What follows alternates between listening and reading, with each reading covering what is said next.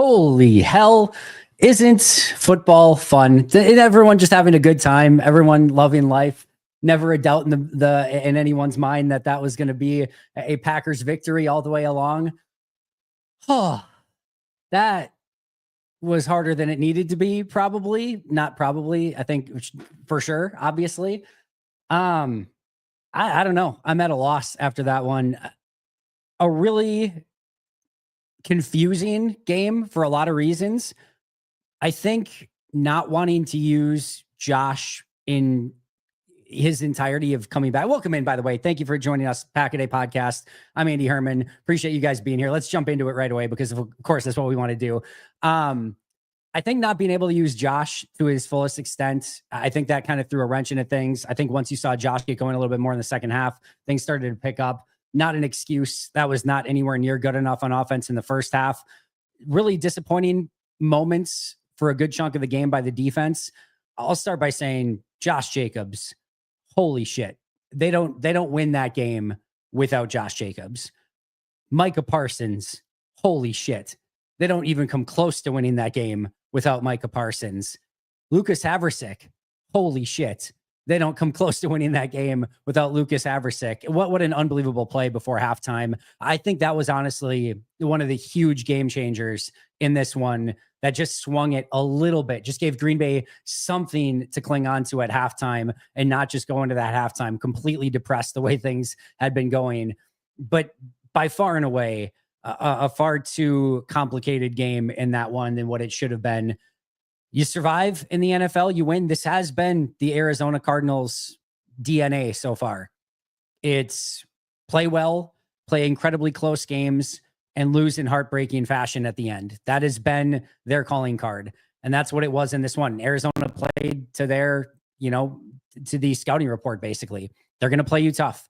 It's not going to be an easy out. We've seen that every week. We saw with Indianapolis, who continues to play great football, by the way. We saw with Indianapolis last week. They played them right to the end. This has been Arizona basically every week. Again, Micah, Haversick, Josh Jacobs, incredible performances. It did not feel like Matt had a feel at all in this game of how he wanted to attack Arizona's defense at all. Just felt like he was constantly either guessing or just didn't have a feel for what he wanted to do to get this offense in rhythm. And I would love to say, well, just, the quarterback had a bad game or the offensive line was atrocious or the receivers just couldn't get open. I didn't see it that way. I thought there was moments where the offensive line struggled, but I thought for the most part, they protected Jordan, gave him time.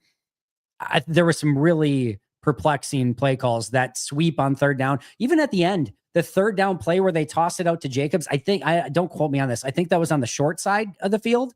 I'd have to go back and watch it for sure. But that is just a mind numbing call. At the same time, I will give Matt a legitimate credit for, man, this Giants game is just insane. I will give legitimate credit to take the time out there and decide to pull Haversick off the field and go for it on fourth is a big time ballsy decision. I think it was the right decision. You sort of still wish that you just have that, ability to make that decision right away, because by using the extra time out, it's basically do or die on that particular play. You always want to give yourself that extra out. But I think he knew if Haversick goes out there and misses that kick, it's like game over at that point. And I don't think he wanted to take that risk. I think he wanted to say, hey, let's let the offense and Jordan Love decide this game right here and now. And I thought that was a big time ballsy decision. I think it was the right decision, not even without, I'm obviously in the benefit of hindsight, it was the right decision, but I thought in the moment, I think that's the right decision to make in that situation. He did it. They connect on it. Huge play. And for a game where he did not call a good game at all, when he had to have it most, when he had to put his best play call out there, he came up with the right play call. I think it was Kraft right on that one. I think that got open and made the big play, but certainly not good enough from an overall play calling standpoint. And how you wanted to attack that defense, against Arizona defensively. I'll say this: if Nate Hobbs would have allowed another completion at the end there, they would have had what was coming to them, meaning the Packers defensively. Nate Hobbs struggled all game long. He showed you all game long, hey, I'm not up for this one. I'm not saying you have to bench him long term in that moment. You maybe want to make that decision, but I'm not saying that you have to make that decision right then and there. But all game long, Hobbs was getting nuked in this one. And you get to the final drive, and Hobbs is still out there. Carrington Valentine does exist. I can confirm he is real. He does exist. You do have him at your disposal. And I get some of the stuff with Valentine and tackling is sometimes a little bit, you're in pure coverage situations here. You need your best coverage guys on the field. And Valentine's there, and immediately Hobbs, I need to look at that play. It's possible he was in like a cover 4 look, and maybe it was an in-breaking route, and maybe McKinney needed to come down on that sooner. I need to look at that more, but Hobbs is involved in that play.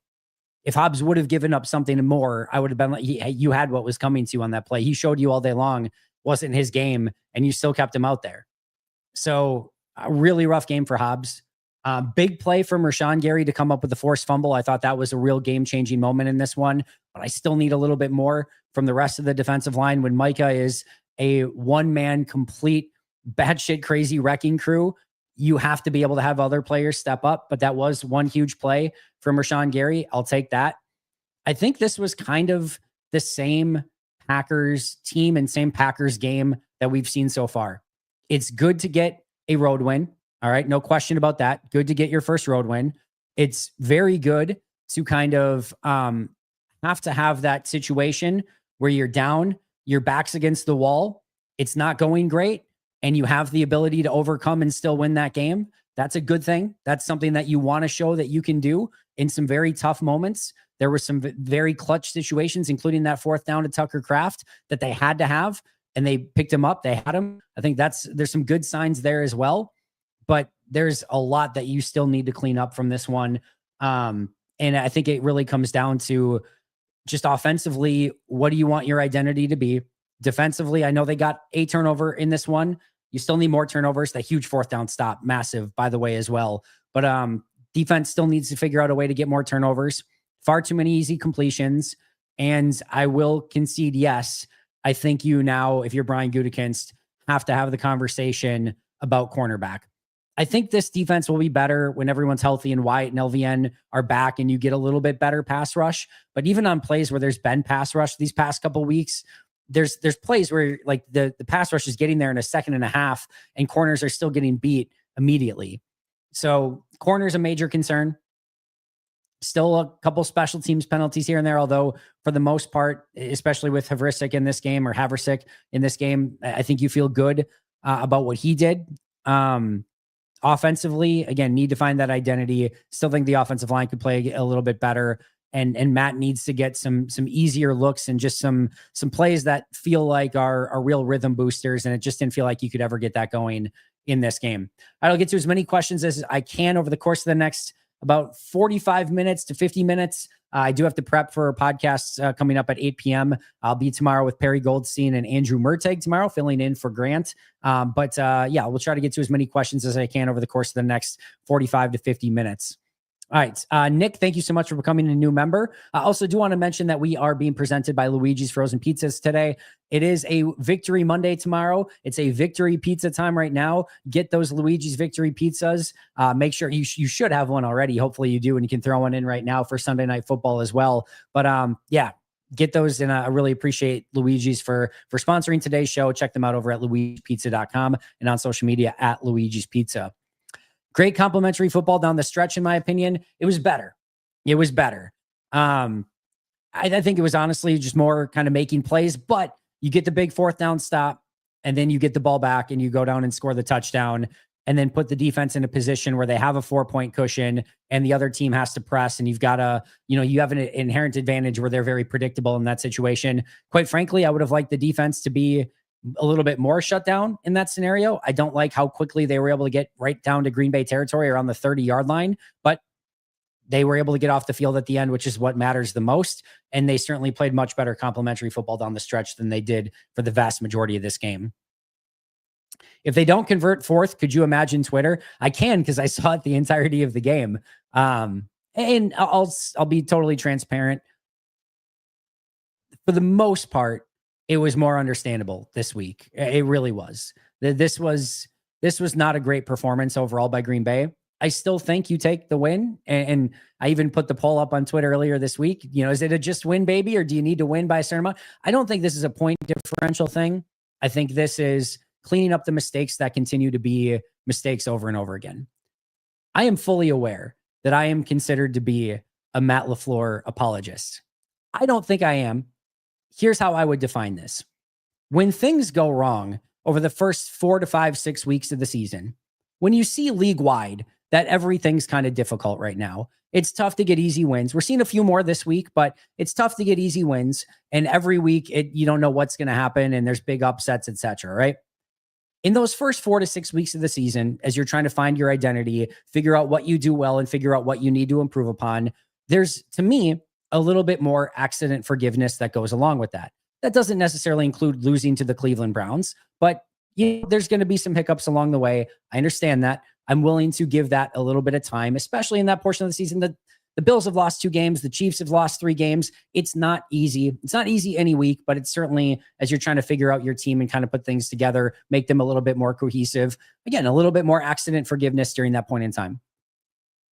When the season continues and you get into week 7 and you're not showing signs of improving those issues, and some of those issues specifically feels like in pass defense in this game, some things are getting worse. That's different. Then you're starting to see trends. You're starting to see problems, and you're seeing lack of improvement. That is a different dynamic as the season continues to go along, and as you start putting trends together. It happening a couple times early in the season is not a trend yet. It's a pattern, but it's not a trend. And now we're getting into week 7 of the season, and things are now becoming trends, and that's more worrisome. That is more concerning. That is more worthy of being called out for. Still think the fire LaFleur stuff is beyond insane. The graphic to begin the game where he's won 2/3 of his game so far as a head coach. Mike McDaniel, it's 6:46 p.m. on Sunday, and Mike McDaniel still has a job. I don't want to hear about Matt LaFleur right now. Teams do not do this stuff easily, nor should they, more often than not. It was certainly time in Tennessee. It's time in Miami, by the way. Mike McDaniel, I'm surprised, still has a job right now. I don't think he will tomorrow, but who knows at this point?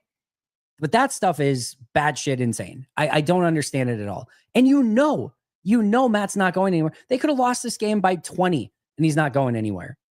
So I don't understand that.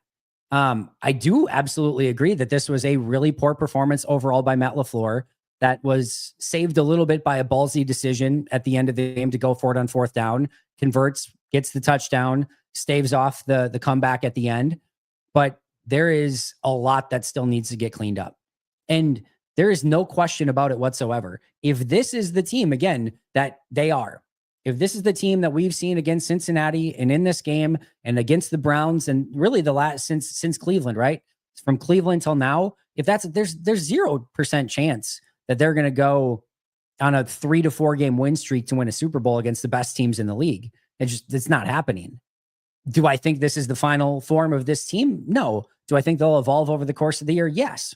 But this would have been a great chance this week to see them take that step in their evolution. And I just don't think we saw it. There's things you can take away. Again, the ability to come back in a game where you kind of crap the bed for a good chunk of the game in kind of all phases. The defense played well to begin with, and then the offense did not.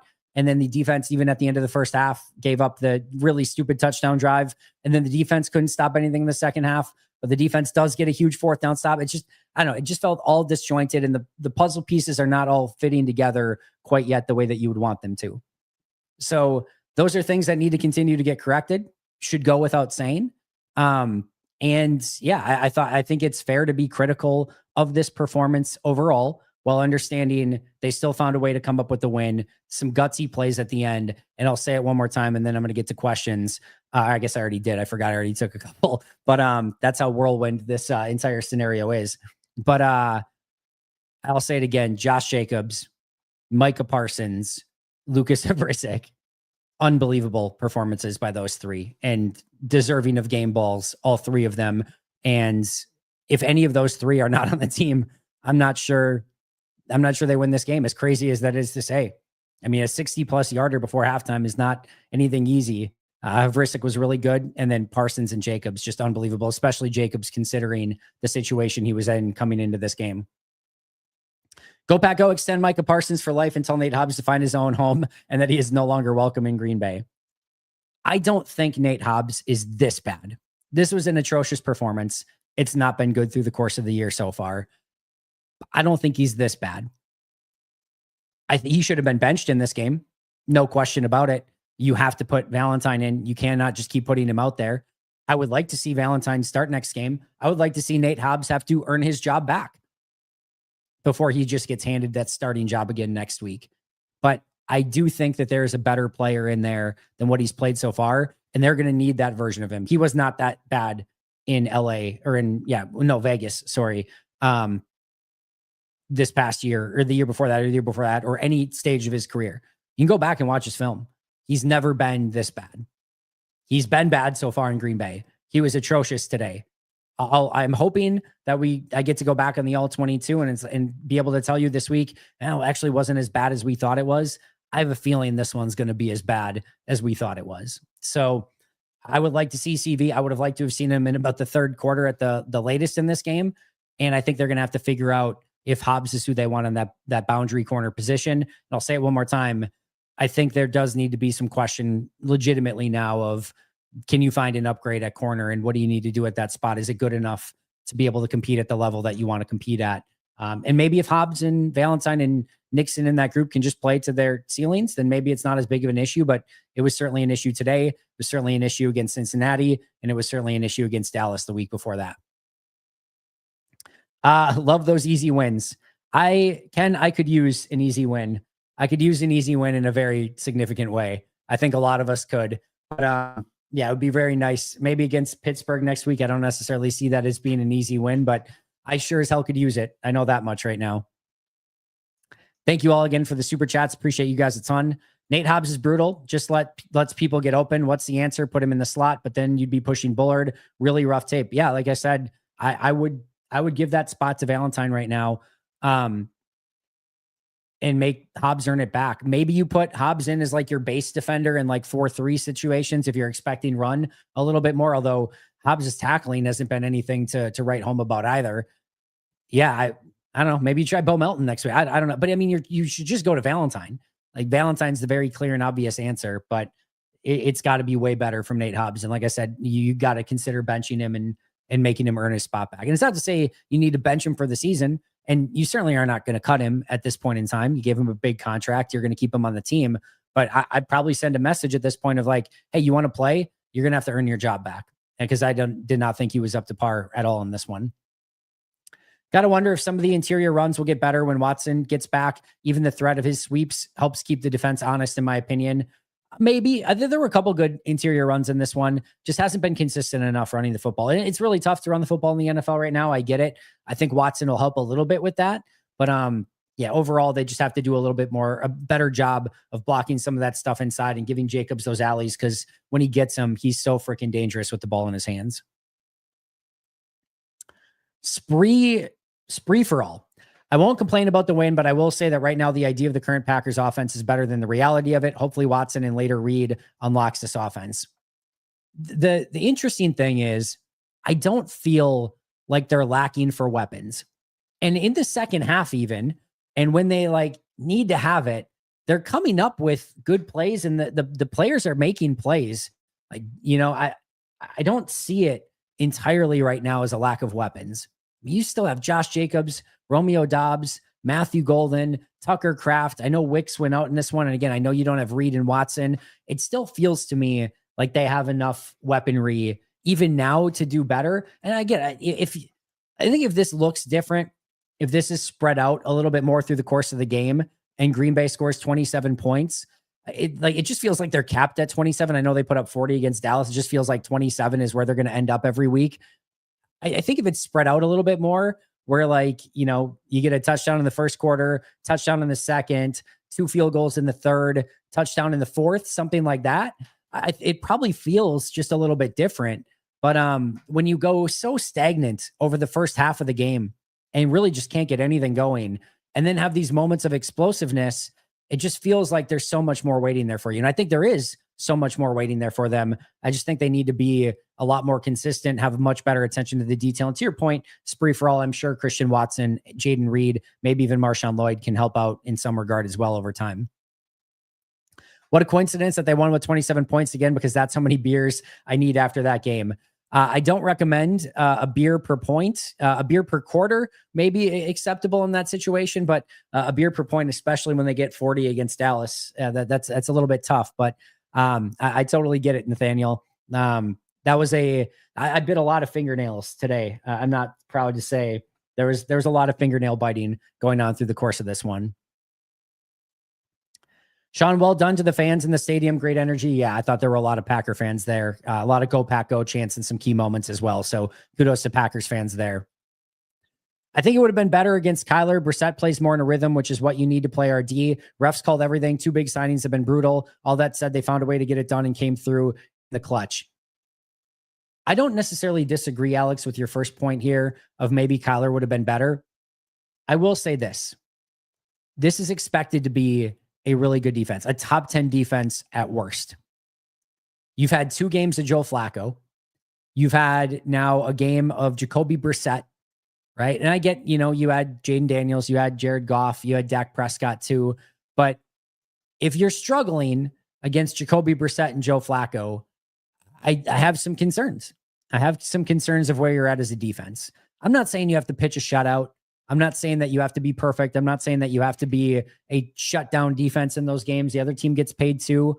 But I do have concern when you're sitting on the edge of your seat, wondering if Jacoby Brissett's going to be able to march down the field and have that game-winning comeback against you because he's kind of torn you apart all game long. I do have concern when the number 1A target, Trey McBride, the one guy, the one singular weapon that you for sure have to make sure you shut down, is wide open on multiple occasions. I do have concern when the one thing that your defense was supposed to be really, really good at was not allowing explosive plays, and you're allowing multiple 3rd and long completions and guys running free like Trey McBride down the field. I do have concern about those things. And if they don't get those things cleaned up, it's going to lead to an early exit in the playoffs. So defense not good enough right now. Signs, flashes, moments unequivocally, but it needs to be more consistent through the course of 4 quarters if we want to see this defense get to where they want to be. Because right now, and where'd this one end up? Final score was what, 27-23? Allowing 23 points in the NFL is not the end of the world. And this is only the second time they've allowed 20 plus. So I know we're prisoners of the moment. I don't want to get too hyperbolic here in a 6-game season so far where they've only allowed over 20 points twice, and one of those games is 23 points. But still, I think we can all see that it needs to be a little bit more consistent, a little bit better defensively.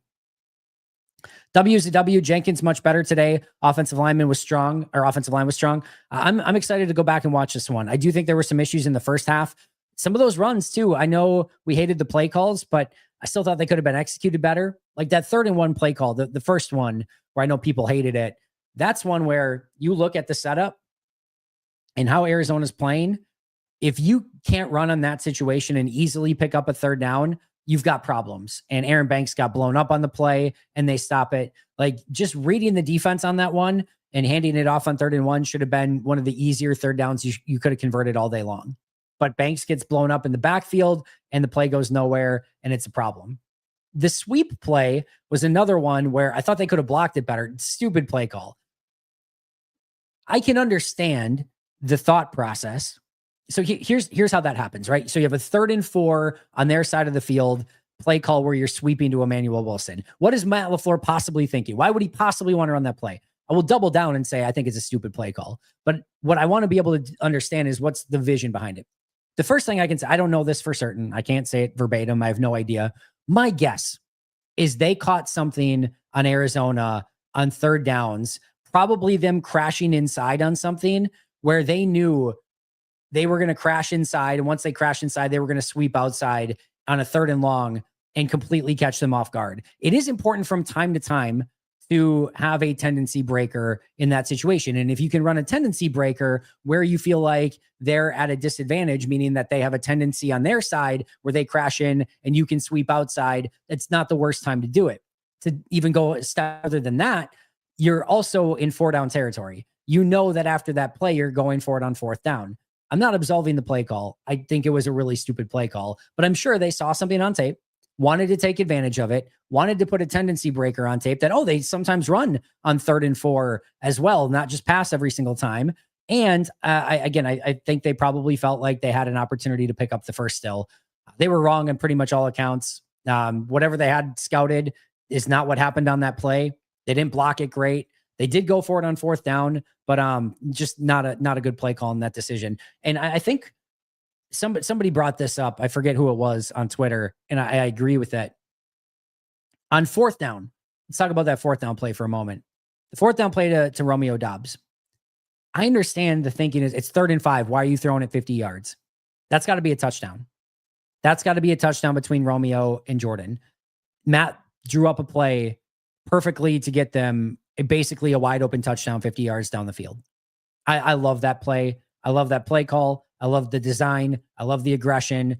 You just have to execute. That's not a bad play. That's just poor execution. Now, I don't know if Jordan overcooked it or if Romeo took it too flat and needed to take it further down the field. I'm not sure which one of those things are true, but the play's right there, and that one you got to make. But where I was going to go with that is I would have liked that call to have been on 3rd down because they're still probably protecting the sticks on that 3rd down scenario. I would have liked that call to be the play on 3rd down. And then on 4th down, you have a different play call than the sweep. And I feel probably better about that.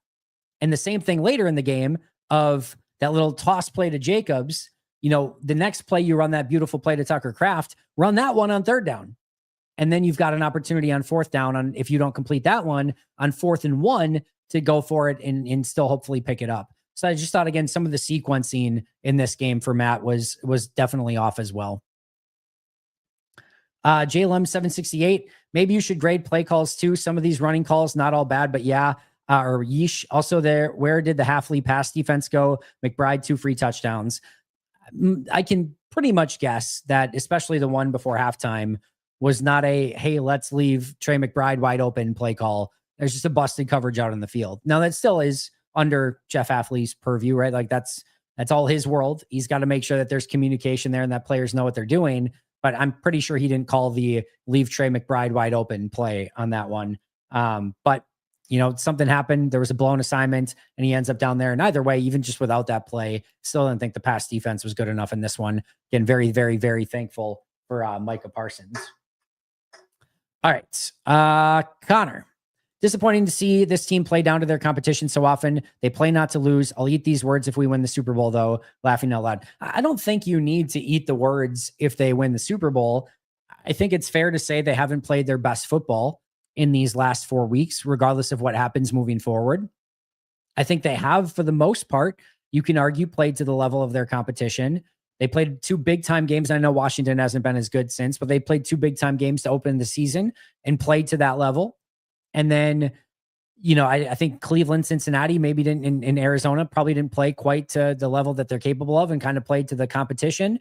And then Dallas was the one where I thought that there were moments of really good energy. And I didn't think they took their foot off the gas in that one. It still kind of had a big game feel to it, but they just, the defense was not good at all in that game, giving up 40 points, obviously a couple special teams blunders. But yeah, overall, I think it's a fair thing to say so far. I still think they should probably be right now undefeated. I think they've been the better team in every single game that they have played. They haven't played like that always, but I think they've been the better team. In fact, the game that they lost, the game that they tied, I still feel very much that they should have won both of those games. And the games that they win, this would have been the closest win that they've had where you look at it and say, maybe Arizona outplayed them in that game. There's an argument to be made there at least, but I still feel like Green Bay is the much better team. But you would like to see them have a little bit better just control of it and a little bit better ability to kind of just not have, again, some of the same mistakes that have been happening over and over. I think that's where kind of the frustration comes in. So I'll just put it that way. All right. Slim Lewis, thank you for the super chat, everyone. Really appreciate it. Parsons was the difference today, and Jacobs speaks to the value of acquiring top talent anytime you get a chance. Offensive line, not super quality yet. Yeah, I'm going to want to watch the offensive line. Hopefully they were better in the second half overall, which is why the point production was there. But I still think there's a consistency issue there with the offensive line and just needs to be better overall. Dylan, thank you. Will Luigi's break a fast? Currently avoiding food after 6 p.m. I didn't know if you were going like with a breakfast pizza joke there, Dylan. But no, you don't have to break the fast. But you can wake up tomorrow morning with the breakfast pizza and still enjoy your Victory Monday that way. Another nice stress-free win. I wish that were the case, Adam. C. Carroll, thank you for the super chats. Carl Brooks won a lot of reps. It looked like that too. I thought that holding penalty at the end was a really big play. Would have had a sack if they didn't hold him on that play. I thought this looked like his best performance overall. Excited certainly to watch the tape on him as well. Hope the cardiac pack don't become a long-term trend, but I'll take the win. Unfortunately, can't get Luige's Pizza where I live in Missouri. I tried. I'm sorry to hear that, Dalton. You'll have to make a pilgrimage to Green Bay to catch a game and bring some pizzas back with you along the way. Yeah, again, this is always the constant conversation, right? Of what part of you is going to be excited just for the win, which there's a piece of it for sure. I don't ever want to take that away from the team. They found a way to get a win by any means necessary, figure it out, get the win. And again, we're probably feeling a lot different right now if this game was a loss, if they did not find a way to convert it at the end. Would have been very brutal. As Mike Wall said this week, you really love when you can learn when you win. And that's got to be the case. But again, where my difference is this week, where I was a week ago, is Green Bay still was in control of the game against Cincinnati the entire time. That's one of the big differences. It didn't feel great, but they were in control the entire time. The game was never in flux.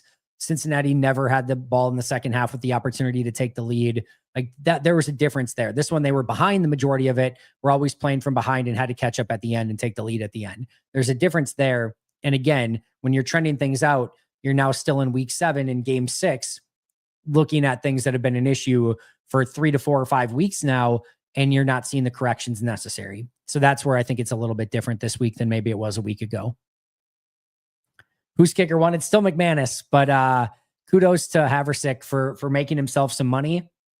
Zero question that the next kicker that goes down, or when there's an opportunity, or if some kicker starts crapping the bed, Lucas Haversick's going to be that team's very first phone call. He'll have a job as soon as he's out of Green Bay. I saw people saying of like, well, why aren't you going to give him a practice squad spot? They'll try. They'll give him a practice squad spot as long as they can once McManus is healthy.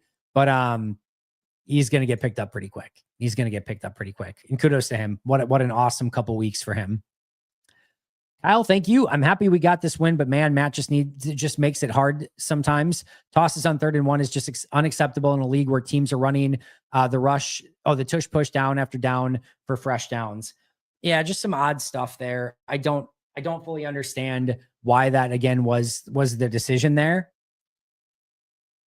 I think one of the big issues with Matt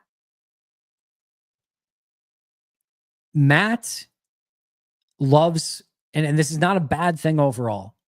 Matt loves watching the tape and finding deficiencies and figuring out ways to attack a team. And I think the one thing that a couple things here that he doesn't do as good of a job of is understanding that just because a team did it a couple times, or even if it's a trend against other teams, does not necessarily mean that they're going to do it against you. So you might have caught a couple tendencies against them, and you might want to check some of those from time to time. But in big moments, 4th quarter, 3rd and 1, it feels like the toss outside is way too cute in that situation. And again, I guarantee you Matt saw something on tape on that situation where he's like, I know what they do here. I know we can pick up this first down if we just pitch it outside. Jacobs is going to have space. He's going to pick up the first. It's going to be easy. It wasn't. And that's one where you look back and you're just like, that can't be the play call there. Even if you saw something on tape, I really hate that play call in that situation. If they would have picked it up, I would have hated that play call in that situation. That's not one where it's benefit of hindsight. I don't like it at all. The second thing to add on top of that is I think overall, Matt does a good job usually of finding those weaknesses and figuring out things to exploit. It does feel like he put I think a lot of times, too much emphasis on that particular game plan and just trying to attack the other team's weakness rather than focusing on what his team does well and focusing on how his team can go about perfecting certain concepts and situations where they can go and do the dictating. And there's a place and a time where trying to use a team's tendencies against them or being well prepared, those are good things in general. They're in general good things. It just feels like too much of the DNA is caught up in where can we attack the other team? And I think a little bit more of that needs to be, what are we good at? What are we going to be great at? What are we going to dictate? I'm not saying that we're in the, the old school 60s of Vince Lombardi, but what's your Lombardi sweep? What's your play that's just like, this is who we are? And that doesn't have to be a play. I'm obviously being a little bit over the top when I say play, but what is it that you do that's going to be like other teams have to prepare for that? You have to have kind of that core concept of who you are as a team. I think that's where it needs to be in some of those key situations of, here's who we're going to be. You need to stop us. It's not just us looking to attack where your, maybe weaknesses are or aren't. We're going to run this and you're not going to be able to stop it. And again, I'm not talking to player concept, and more talking mentality here than anything else. But I think he sometimes gets a little bit too caught up in the minutia and in the weeds and in trying to find these little weaknesses, which is like, what's your best play call? What's your best play call in that scenario? Run that one. Run that one. Doesn't have to be, make them afraid of you because of your play calls, not of what you're trying to attack because of their weaknesses. And if they can blend together, great. If you've got your play calls that are great, that work against their tendencies, then awesome. But I want a little bit more focus on what it is that you want to be rather than what the other team is not, if that makes sense. Matt LaFleur, Banks, and Hobbs are bottom three today. I need to watch Banks much more. I think that's a hard thing to say for Banks. Maybe you were watching the offensive line. Beesums. Maybe you were watching it closer than I was, and maybe he was cheeks today. Maybe that is the case. I need to watch him much closer to have a feel on that. I did not think Matt LaFleur had a good day, and I thought Nate Hobbs had a pretty atrocious day overall. Alex, hi, Andy. These are my favorite wins. Team very much got in its own way, but fought through it. Plenty to work on. Cards ran the Colts close last week. I mean, the Cardinals have ran everyone close. And I forget who said it earlier, but you do have to feel bad for their fan base. Like, this is a team that's not very far away from like literally winning every single game. Lost to the 49ers in San Francisco by a point. Lost to the Seahawks by 3 points. Those are two really good teams. Lost to the Titans in heartbreaking fashion by a point. Lost to the Colts, a really good team, by 4 points. Lost to the Packers, we think is a really good team, by 4 points. So at 49ers, Seahawks, at Colts, and Packers at home. Those 4 games against teams that are what? The 49ers are 4-2. Seahawks are 4-2, I think. Colts, I think, are 6-1. And the Packers are 4-1-1. Like 4 winning record teams, they lost to by a combined 11 points in those 4 games. So this has been the MO for Arizona so far. And I do feel for them because, again, they've fought through a lot of those games. If it still looks like this around Thanksgiving, I'll get worried. For now, I'll take a road win in the NFL every day of the week. Lots of season left. I totally get that and understand that. And I'm always going to be appreciative of a victory as well. Certainly think that there's a lot that they can still improve upon on the season and in this game as well. Appreciate all the questions in chat. Have about 25 minutes left. So again, make sure to get those super chats in if you have not done so already. I wish I could get to more guys, but I am a little bit crammed on time and obviously want to make sure I get to those people who have put super chats in for sure. 3rd and 1 bombs rule, 3rd and 1 sweeps drool. Randy, very well said. And thank you for being a member for 20 months. Hobbs coming off an injury might have made him worse this week. It could have. I mean, he's been banged up all sort of training camp and then into the season, but that's where coaching needs to basically step in and say, hey, you know who did get to practice all week? Carrington Valentine. You know who hasn't given up a bunch of plays in this game? Carrington Valentine. And you make that switch and you go with it and you don't apologize for it. You talk to Nate and say, hey, it's been a struggle. We'll get you back there. Just want to go with Carrington at this point. If he's pissed, he's pissed. So be it. But, he kind of got himself into that situation. You appreciate that he's trying to fight through maybe some of the illness and injury, but it has to be better than that. And if it's not, you have to go to an alternative at that point. Steelers run defense is suspect. Josh Jacobs could have a big day or should have a big day. Their defense in total is suspect, but you still have Nate Herbig, TJ Watt, Highsmith, that group to get after you. And so their kind of scouting report is that they give up a ton of points, ton of yards, but they get a lot of takeaways. So next week is all going to be about, can you take care of the football? Green Bay should put up yards and points in that game, but they got to make sure that they're really taking care of the football because Steelers do a good job of taking it away. Preston, don't know if you're a South Park fan, but first thing that came to my mind after Matt Winford on fourth was Randy at the wheelbarrow scene, Buffalo Soldier. If you know, you know. Is that the one where I am a South Park fan, but I mean, there's been a lot of episodes, so I'm not sure I know exactly. Is that the one where he's all beat up, or I'd have to think about that one a little bit more, but I am a South Park fan. I might know which one you're talking about. I might not know. My balls itch. Good to see you, my friend. Holy shit, was Parsons awesome today. Free Watson, a win is a win. Bring on Rodgers. I like the mentality. My balls itch. Like it a lot. Love made some clutch plays. He did. I felt like he didn't quite get in a rhythm in this game. I think, what does he end up on within this game? 19 for 29, 179 and a touchdown, 6.2 yard average, 1 sack, 22 carries on, 22 yards on 4 carries for a 5.5 yard average. So I don't think, Jordan's best game by any stretch of the imagination, but avoided the turnover and then came up with the big plays when he had to have them. And to your point, the clutch plays is the big thing in this one. Campbell sure would put this team over the edge. Oh, Calais. I'm like, which Campbell are we talking about? I'm like, Tyson just got traded. And then I'm like, I thought you were talking like Devondre for a second. I'm like, well, I'm sorry, what? But yes, Calais Campbell would be a fun piece for this team for sure. The McPain train coming through with a new membership. Thank you, my friend. I was going to say sir, but I don't know if the McPain train, is, I don't know what gender it is. So I just appreciate you no matter what. Lux Koa, when Green Bay scores 27 points, they win the game 100% of the time. They just need to score 27 every game. When they get there, I knew the defense would stop them. Yes, if they score more than 27, it's a problem. They tie the game. If they score less than 27, they lose the game. If they score 27 exactly, they win the game. I think that's been the situation so far, right? Or are they? Yeah. So they've scored 27 points in all 4 of their wins. They scored 10 points in their loss, 40 points in their tie. So this is why you guys are all idiots.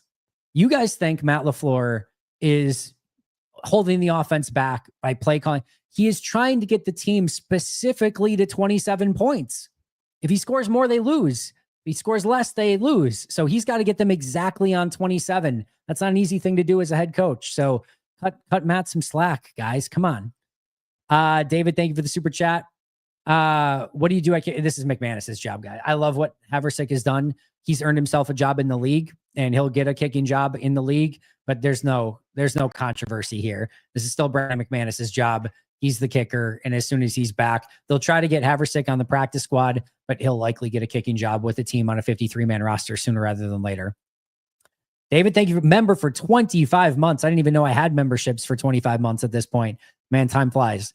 I didn't feel like we were ever in trouble today. David, that makes all of one of us. I think everyone thought at some point we were in trouble in this game.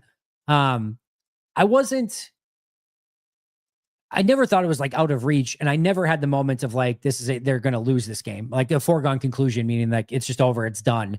I always kind of felt like they would ultimately win the game. I almost tweeted it out, but I felt it was going to be a curse of like, they're going to win this game, guys. But yeah, there was a lot of anxious moments. I mean, they're 1 4th down conversion away from losing that game. So that one was on the brink and on very thin ice on numerous occasions. And it was very much in doubt for a good chunk of time there. Let's see if I can get some. Oh, actually, before I get there, let's just talk sleeper really quick. Get our comment off the board here. All right. So 100% matchup to $100 over on sleeper using code PACKADAY.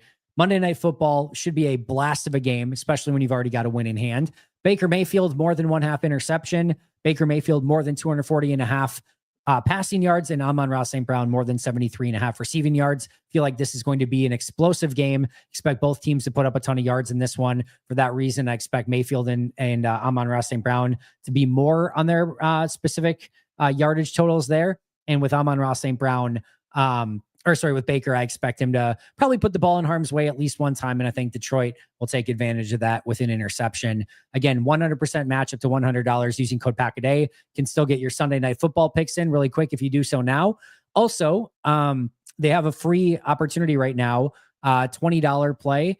And you have to even deposit any money at this point in time. So you can check out that as well. Again, terms and conditions apply for all of those promos. Make sure to check them out over on Sleeper, which is available in more than 25 states nationwide.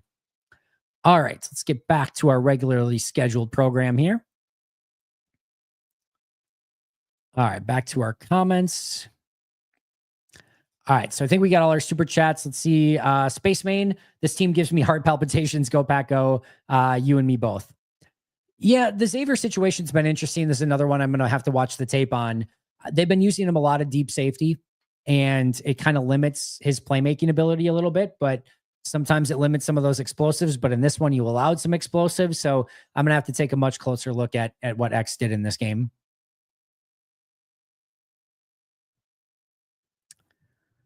Seems like the loss of Wyatt really set this defense back a ton. That's scary. He's a really good player. He was having a really good season up until that point, but they're going to need him for sure. And they're going to need him to play really well, but it can't just be that, right? Like you have to have a good enough defense with the players that are on this team, even without Devontae Wyatt. I know you're without Wyatt. I know you're without LVN. This is a pretty healthy defense overall. You've got your preferred safeties, all of your preferred corners, your preferred linebackers, your primary edge rusher and best defensive player and Micah Parsons, your second best edge rusher, and half of your primary defensive tackles. Like you're missing your number one defensive tackle, your number three defensive end, and that's pretty much it. That's not a ton. You're going to be more beat up than that at pretty much every point in the season, probably. So you've got to figure out a way to navigate that still. Let's go Pack 4-1-1. Love it. Has the needle moved for Walker and Dobbs extensions after this game? In what way, Spaceman? Are you saying that they are more likely now or less likely? I thought Quay had a really good game. I know he had that roughing the passer penalty. It's going up to block it, comes down on the head. It felt a little bit unlucky in that situation. Probably just needs to make sure he's going straight up. But I thought Quay had a really nice game at first glance. We'll have to watch it again on tape. Dobbs, did Dobbs have, I think he led the team in receiving, right? He was 6 for 72. So yeah, 8 targets, 6 catches. I thought he had a really good performance overall. But yeah, I think they're probably pretty in a similar spot. And I think Quay is probably the one that they're a little bit more interested in at this point in time. My balls itch again. I love your take on Rashawn Gary and why he isn't getting more sacks. Let's go Tampa. Always a great week when the Packers win and the Vikings lose. Yeah, I don't have a good answer for you. My balls itch. He did come up with the big forced fumble in this one. I just need to see him having a little bit better consistency as a pass rusher. I think he's been far too quiet and they need him to step up. I mean, you're going into the season originally with him as your number one pass rusher and expecting a lot from him. And now he's the number 2, getting far less attention. And he hasn't been able to really generate a ton in the way that you would expect. I talked about it before the game. He was the one that I really needed to start seeing better. Same with Elton Jenkins on the offensive side. You got one big play out of him. It's a start, but I still need a lot more from Rashawn Gary overall. Rashawn Gary has 5.5 sacks in 6 games and a forced fumble today. What more do you want? Let me be clear. I don't think Rashawn's playing bad. That's a different conversation than the Elton Jenkins scenario. I think a more consistent pressure percentage from Rashawn is, and just a consistent ability to break the pocket, meaning, get off of his block, is probably what I'm looking for a little bit more from Rashawn. In no way, and I said this on my grades episode the other day, in no way is Rashawn having a bad season, like at all. PFF had him at 21 pressures coming into this game. That's really good. That's a good number through 5 games coming into this one. That's 4 pressures per game. I feel good about that overall. He had basically it's been 5 against Detroit. They already have him tracked, I guess, with 4 pressures against Arizona as well. But 5 against Detroit, 4 against Washington, 4 against Cleveland, none against Dallas, 4 against Cincinnati, 4 against Arizona. It's fine. I think there's more there for Rashawn. I think it's more of an expectation thing than anything else. Let's see. Nobody has beaten the Cards by more than a score this season. They've been tied or led in fourth in all 5 of their losses. This is a good road win. Matt LaFleur going for it at the end was awesome. I like that mentality, Ryan. I still think that I care less about that aspect of it from Arizona, who I thought really played strong in a tough game. I thought it was a really great coaching performance by Arizona. I really did. But it's more of just some of the same trends that you're starting to see with Green Bay that has me a little bit more concerned. It's not the win. It's not the margin of victory or anything like that. Just thought that they, especially in the first half, came out very lackadaisical, couldn't do much on offense. Defense allows that big drive before halftime. And it just, and then when the offense, kind of got you back in the game, the defense immediately gives up points, and just felt like there was a little bit more there for this team overall. And I think that's where kind of people are more talking about it from that realm. But I still thought I'll take the win. And that is, again, we talked about it. That's in Arizona's DNA. They play everyone tough. They certainly played Green Bay tough today. And winning on the road is tough. Has Rashawn ever been very consistent? I feel like he's always a little streaky, and I feel like this probably is the best start he's had to a season since some of his earlier seasons. That's probably all true. I think in 2021 was his best season, 87 total pressures. That was awesome in that year. That was his most consistent season. Hasn't been to that level since, but again, he's playing fine. He's playing even, arguably pretty good, maybe good, but I still think he can play much better, and that's my hope for him moving forward. No, McManus isn't going anywhere. I get in the sample size that we've seen over 2 weeks of kicking from Luiges Pizza, he's been perfect. All right. That it's tough to argue with that. You have to look at Luiges Pizza's entire body of work. He's had a lot of ups and downs. They're very lucky, and not lucky, but the Packers are kind of lucky. Haversick's not lucky, but they're lucky that he's been perfect so far. But McManus is the proven, consistent veteran kicker. You signed him to a huge extension. He's not going anywhere. And Haversick, like I said, will find a job somewhere else in the league very, very quick. Yeah, that was not a great stretch of the game for sure, Fred. No question about it. Tight ends were a problem today. When they actually covered the tight end, it was okay. It was better. They just left him open a couple times. That's the bigger issue there. Over 1,000 people watching and only 190 likes. Hit that like. Let's hit that like button, guys. Appreciate that, Helson. Thank you so much. I have no concern about being the number 2 seed this early into the season, so there's no way I'm rooting for Detroit. Don't root for them, Dennis. Do whatever you want. That's my sales pitch. Yeah, I would still be cheering for Tampa in this game. I will be cheering for Tampa in this game. Green Bay and Detroit are going to be neck and neck for that NFC North spot all year long, and I think you're better to get Detroit losses. And even if you end up as the number 2 seed, number 3 seed, but get the home field and don't have to be on the road every week, that to me is far more important than even that number 1 seed, especially if that number 1 seed is Tampa. I don't want to play Tampa in the, in an NFC championship game scenario, but that certainly is a better alternative than Detroit winning the North and you having to go on the road for 3 consecutive weeks before making it to the Super Bowl. So yeah, right now, Detroit is still kind of public enemy number 1 if you're Green Bay. I don't think it's been as big of an issue this season. I'd have to think back a little bit before I would say anything on that for certain. Obviously, today it was a big problem, but trying to think if I think they did a pretty good job with Laporta in game 1. Laporta he had 6 for 79. All right, strike 1 for Andy. Week 2, Ertz, he led with 6 for 64 and a touchdown. All right, I'm just an idiot. And then, I think Fannin, yeah. Well, Fannin and Njoku combined for 8 for 65, and Njoku led the team in week 3. All right, so there's that. What did Ferguson do? Did Ferguson do anything? Ferguson, 7 for 40 and a touchdown, 7 catches on 7 targets. That seems not great. I know the Bengals, Hudson had a touchdown. They probably got lucky that Gesicki left early in that game. Fant had 4 for 27. Hudson had 4 for 10. So 8 for 37 and a touchdown, 9 for 35 and a touchdown, but they did better against Cincinnati.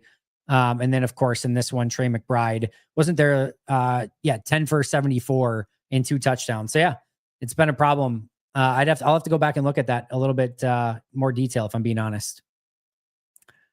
All right, let's see here. A couple more, then I do have to get out of here, guys. Policy will have to determine this offseason if this coaching staff is holding the talent back. Yeah, I'm still pretty steadfast, and I think it's going to take something pretty catastrophic for that to happen. Yeah, I'll just put it that way. This was not a good enough performance, I thought, overall from Matt. I thought this was probably his worst. Well, Cleveland's the worst one of the year, but this is the second worst. In your last 4 games, you're now 2-1-1, and you were almost 1-2-1. That would have raised some eyebrows if they were 1-2-1 after this game. But they found a way to win. They survived. They're 2-0 in their last 2. They're on a 2-game win streak. They literally might be the number 1 team. I know that we all want more. All right. I understand it. I don't think this was a good enough performance overall. I just really also need you guys to understand this is one of the most winningest football coaches in the entire NFL. And there's a really good chance that they're the number 1 seed in the NFL going into next week. All right. If you start firing head coaches when they have an unbelievable winning percentage and are in the number 1 spot in the NFL, it's probably going to get pretty bad for you. No coach is going to want to go play for you or coach for you. And it's just a bad scene all the way around. It's just not what you want to do. And if you're firing that coach, what if your next coach comes in and goes 8-8? Are you Ray Rhodesian that coach? And then the coach after that, like, it's a really dumb thing to do. It's a really dumb thing to do. I'm not saying that Matt has been flawless. I'm not saying that this was a good enough performance from Matt or the coaching staff or this team in general today. They're 2-0 in their last 2. They might be the number 1 team in the NFL following this week. And he's one of the most winning coaches in all of football. Guys, he's not anywhere near on the hot seat at this point. If they go on a huge losing streak to end the year and don't make it past the first round of the playoffs, even if they go 11-6 or 12-5 and lose big in the first round of the playoffs, maybe there's a conversation at that point. I would be pretty stunned. I'd be more than that. It's not happening, guys.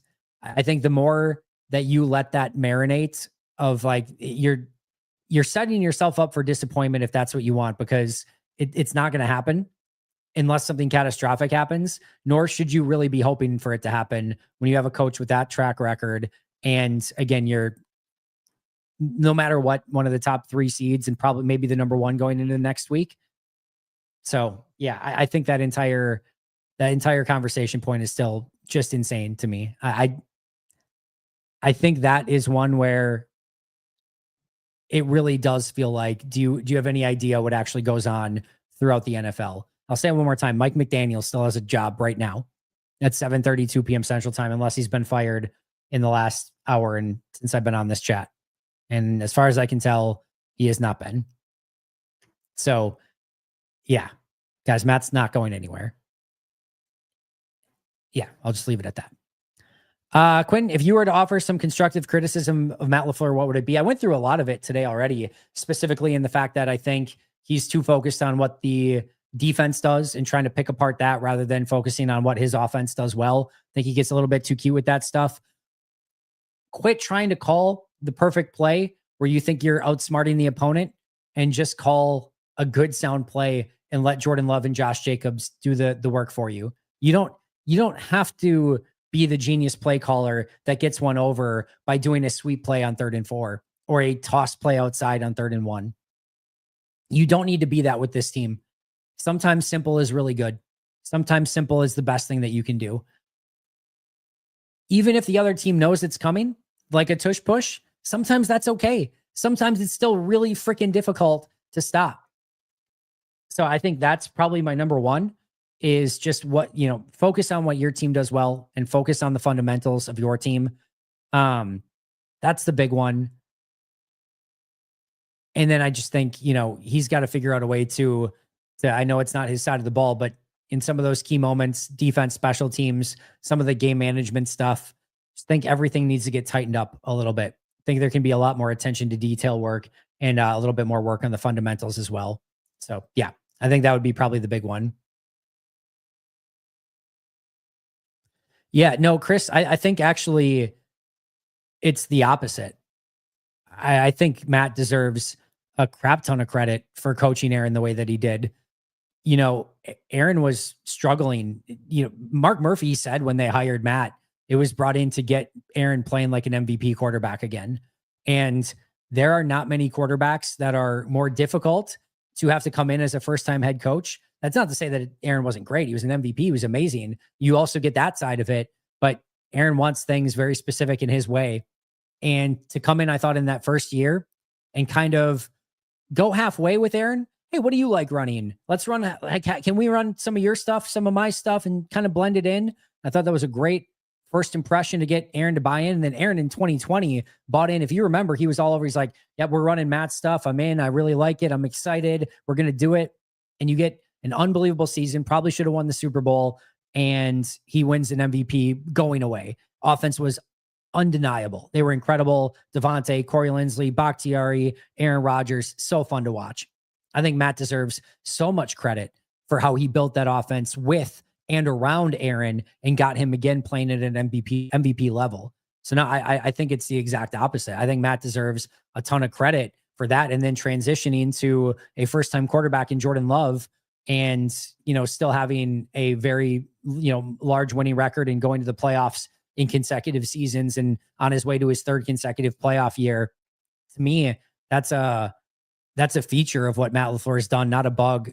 Yes, you get to take over a team with Aaron. That was not going great for Mike McCarthy at the end. I'll just put it that way. So yeah, I still think he deserves a lot of credit for that. Quentin, you are more than welcome. I'll just say this. I'm really excited for this matchup. I mean, this is good for the NFL. Aaron was awesome last week. I know he had the 2 picks, but he had a really fun game. Some really vintage Aaron Rodgers moments. You know, Aaron's going to want this one. This is one chance to beat all 32 teams in the NFL. This is unless he comes back next year. And even then you're not playing Green Bay next year. So this is probably his only chance to beat all 32 teams. You know, he's going to want to beat Green Bay for trading him away and just, you know, get that notch up. But this is going to be a really fun one this week. I'm really looking forward to it. Goots struck gold with McKinney and Jacobs. The bed has been shit with Hobbs and Banks. They certainly are not playing to the level that you want them to. I'll say that right now. Hobbs was really bad today. I'm more wanting to give Banks I want to see what he put on tape. What did PFF give him on their initial grade here? I didn't realize you could see their like initial grades right after the game. I thought they held them. PFF gave Banks a 69.6, his best game of the season, and an 83 point. This is how I never understand. How do you have he had a penalty. That's why. So he had an 83.9 pass block grade and a 70.3 run block grade with 1 penalty for a 69.6 grade. Remind me that's not their final grade for Aaron Banks, right? Like that is that's their initial one. And then they go back and review it. But PFF gave him a solid grade today. I gave him a neutral grade last week, pretty much. I thought he was better than people thought last week. So Banks, we might be jumping to conclusions. By the way, Nate Hobbs, a 51.1 grade. I would have expected it to be a lot worse than that. PFF charted him 4 for 6 on targets, 86 yards, no touchdowns, no pass breakups, a 109.7 rating, 1 penalty, and 2 missed tackles was what Nate Hobbs had for the day with a 51.1 passer rating. Stokes was actually playing pretty well with the Raiders earlier this season. I would probably lean Stokes right now. Stokes, I searched for the wrong Stokes. Stokes has a 64.2 grade with the Raiders so far this year, not including today. I don't know if he didn't play today, but a 64.2 grade and is outperforming Nate Hobbs so far. So at least per PFF's metrics. All right, friends, on that note, I do need to get out of here. Thank you so much for being here. Appreciate you guys a ton. I will see you all very soon tomorrow. Pack-A-Day Live with Mike Wall, noon Central Time. Make sure to check that out. Also, Perry Goldstein, myself, and Andrew Merteg will be tomorrow morning. I'm going to get Camille's video up here, hopefully momentarily, for her initial gut reaction to the game. And then Camille, Monty, and I don't know if Monty's going to be on it, but Camille and Dan Kotnick for sure for their reactions to today's game on the audio podcast as well. I'll see you guys all very, very soon. Enjoy your Victory Monday. But until next time, and as always, go Pack Go.